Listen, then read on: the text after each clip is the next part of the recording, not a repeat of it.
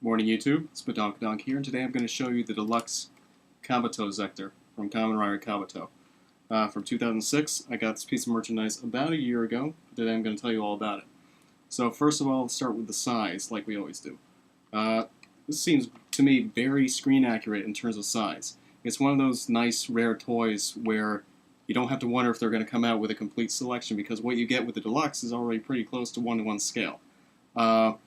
The red color is kind of metallic, shiny, like you expect to see from a machine like this. So it's a nice touch, and the details overall are pretty nice. When you have it in this non-henshin state, there aren't really any screw holes to speak of. If you turn it over, you can see the horn has a couple, but it's not deal-breaking. It has two states, one where it's attached to the belt and one where it's not attached to the belt. And the sounds it makes differs between those two states. So first of all, before you even turn it on, there's a nice little detail. You can open the wings like a beetle as if it's flying towards you to be picked up. And we can turn it on. And it has 3 buttons on a few of its feet. They make the same 3 sounds in the same sequence. It doesn't matter which button you hit, because it'll always just pick up on the program, kind of like the DN driver does.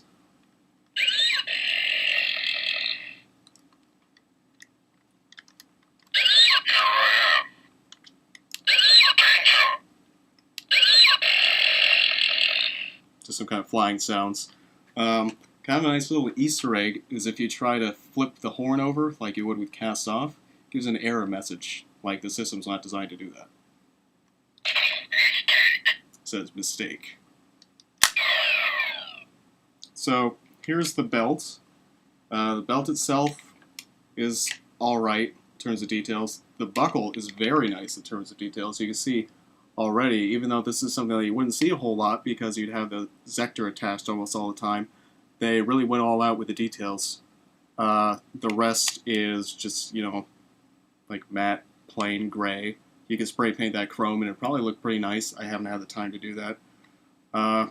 This is pre-deno, so unlike those, it doesn't clip in from the side. So if you have it modified like I do, you have to actually kind of break it apart and then stick it back in by force every time you want to put it on. It's designed to do that. It's designed to be disassembled so that it can be put in the box, so I don't think it's a big deal. Just a little bit inconvenient. It doesn't have clock up at all. It has a place where the clock up button would be, but this is just hard plastic. Nothing moves here. So the Kabuto Zecter does not have any equivalent of clock up, which might be disappointing to some people, but I'm going to show you why I don't think it's very disappointing at all. So let's do the henshin so we can see what the Zecter looks like attached to the belt. Just slides right in on this little track.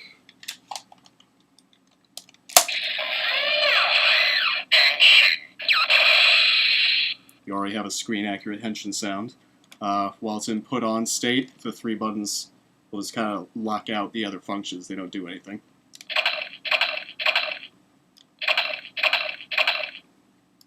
And there's not a whole lot you can do except de-henshin. I'll show you that later. You can also go into cast off. And the horn can kind of be flipped over.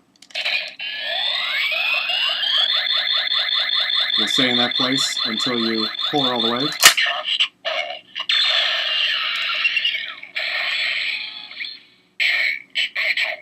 Then you have your nice rider form belt. Now in this form, you can use the 3 buttons to do rider kick just like on the show.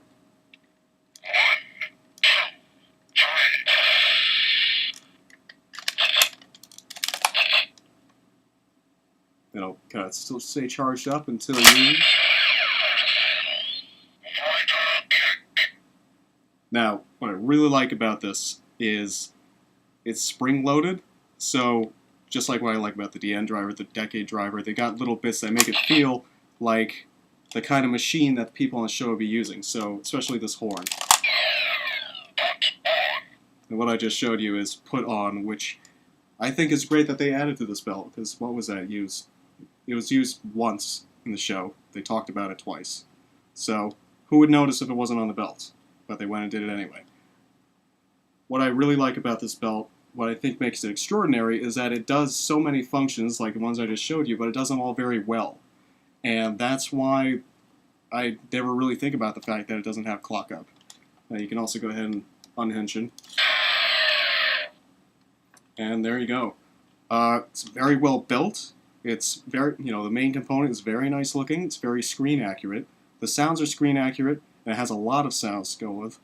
If you can find this, I highly recommend picking up a Kabuto Zecter.